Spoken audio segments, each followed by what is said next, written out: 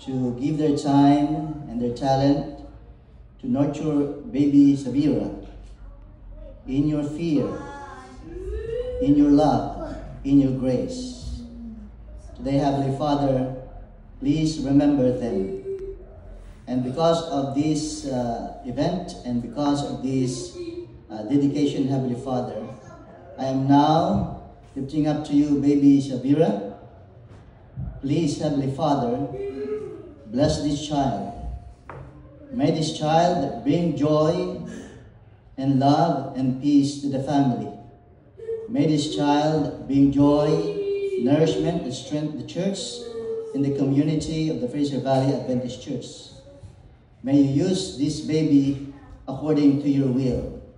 We may never know her future right now, but we believe, Heavenly Father, that you have something for this baby.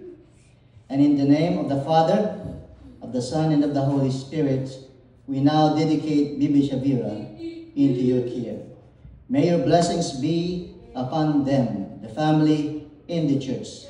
In Jesus' name I pray. Amen.